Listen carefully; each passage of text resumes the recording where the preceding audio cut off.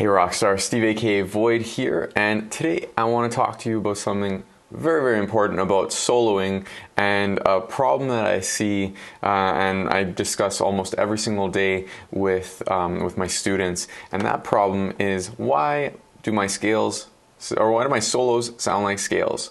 And if this is a problem that you currently have, then you definitely want to watch this video. Now, before I forget, if you want my help to learn songs faster with much less practice, I'm talking a lot less practice, definitely check out playfromday1.com, add your name to the waiting list, and then we can discuss your guitar playing, your goals, and to see if or how I can help you.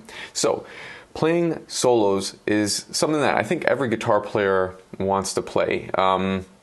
You know, they hear an amazing solo and it really gets them fired up. It gets you fired up. You watch a concert, you watch your favorite guitar player, you know, live, even on a video, and you get fired up. You really want to play solos.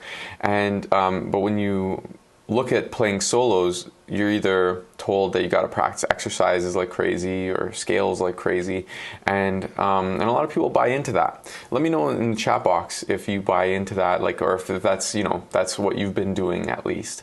You know, there's nothing wrong with that. It's just if you want to get the results faster, then I'm going to show you what you can do in order to make your solo sound a lot better. So basically, whoops, smashing bowls over here.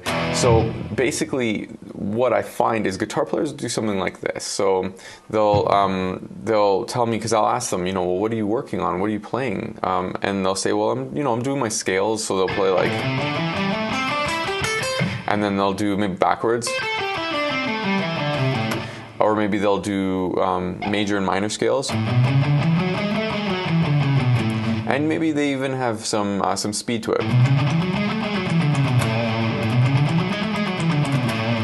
Okay, or they play the minor scales, and they're like, oh, I know all my scales. I know like harmonic minor. But then when they play solos, it doesn't sound like a cool solo. It sounds like a scale. And you know, again, let me know if this is something that you've tried before and this is your problem on guitar. You're either stuck in a box or it sounds too much like a scale. I see this kind of thing all the time. And so there's kind of two things. Number one, you're probably practicing too many scales and you're not playing enough solos. I'll get to that in a second. But another thing is when you try playing solos, if you know that this is the palette, the color palette, what a lot of guitar players will do when they play a solo, they'll go like,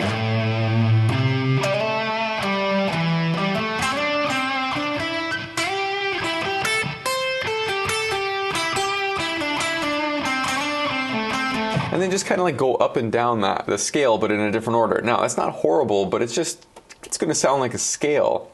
All right. And so one quick tip here is that when you're playing, if you are going to be working from scales, then just take a little piece of the scale, and instead of going like, let's say, something like that, what I would do instead is I would just take 4 of the notes, and I'd go,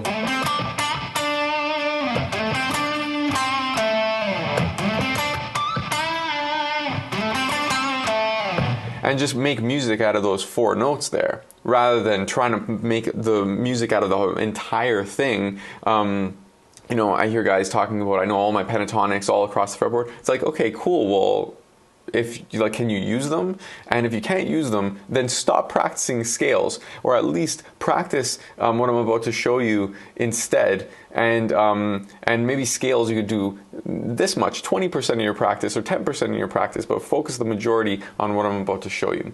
So first of all, does that make sense? Like this problem about solo sounding like scales is something that every lead guitar player that I've ever talked to who comes to me for help, they will always say that. They'll say, my solos don't sound cool enough, or they sound too much like scales.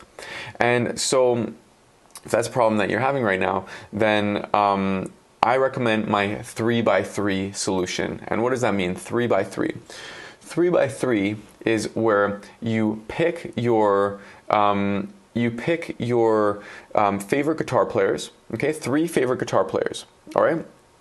And you take those 3 and you pick 3 solos or even riffs that you love from each one. So you have 3 of your favorite guitar players. Let's say these are just random. These aren't my 3 favorite guitar players, but let's just say you have Eddie Van Halen, you have Joe Satriani, and you have who else? Let's say Derek Trucks. Okay, and let's just say you have those 3 guitar players. Now you pick 3 songs or solos or riffs from each player, and what you do is you focus on one of those players, okay, one of those players for 3 weeks, okay, only playing their solos. So only working through the solos that you picked on your list, okay?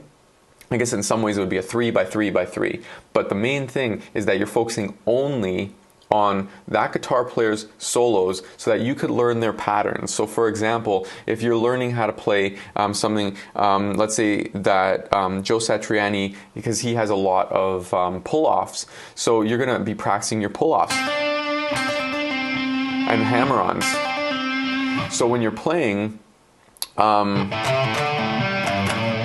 like if you're learning like Satch Boogie or something like that, that move there, when you learn that, your programming, they already did all the work for you. They're the masters. They already did all the work for you. So all you have to do is learn their stuff. Don't worry about scales. They did all the work with the scales. But if your solos suck, or if your solos sound too much like scales, then learn the solos that work already, and then take some of those patterns. So for example, let's just say if you're learning a solo that has the harmonic minor. So if you're playing something, let's say one of your favorite guitar players has a line like that.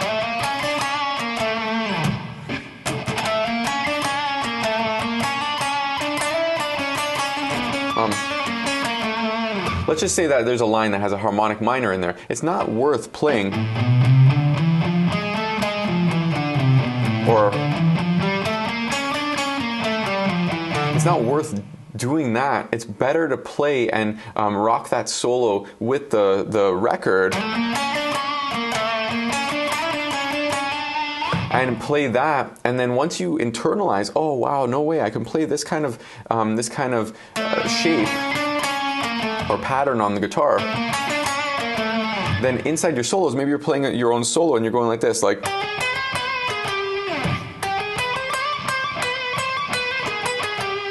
and you take that idea from one of your favorite guitar players because you're inspired, especially in a three week deep dive into their stuff. It doesn't matter if you could play it up to speed. It doesn't matter if you can do all of the moves. The main thing is that you're taking this gold from your favorite players, because first of all, that's also going to like inspire you and be fun, so you're going to want to do more of it. But then what you learn from that is going to be it's going to be priceless, because instead of trying to make music out of scales, just go to the music that you love already. The masters already did all the work for you. Learn that stuff.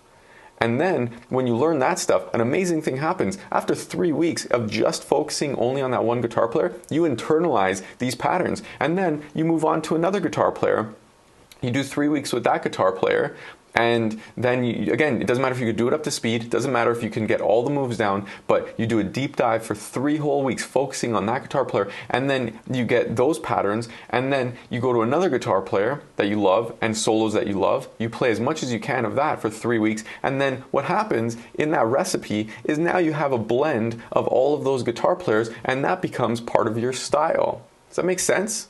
So you see how instead of going to the textbook sort of dead information, which is just sort of the alphabet, okay, which is the scales, which I'm not going to say isn't important, but not important at first, okay?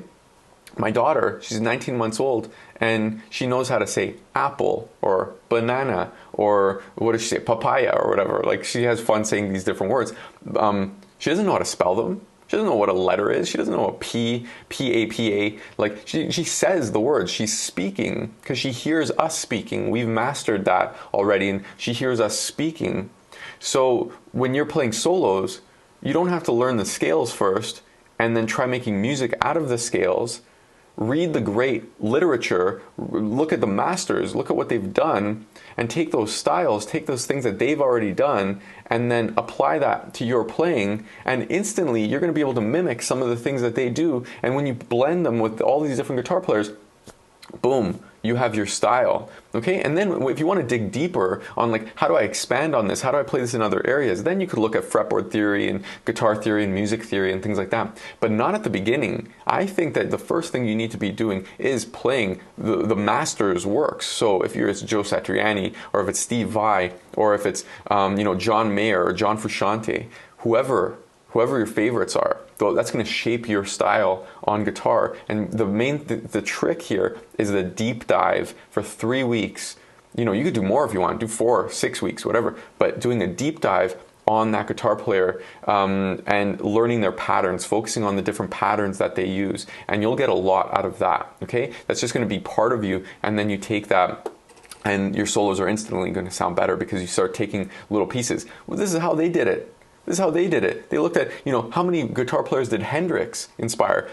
John Mayer, Stevie Ray Vaughan, Eric Clapton. These guys all look at Hendrix, and he inspired them to be doing different things, and their sound wouldn't be their sound if they didn't learn Hendrix licks and riffs and solos.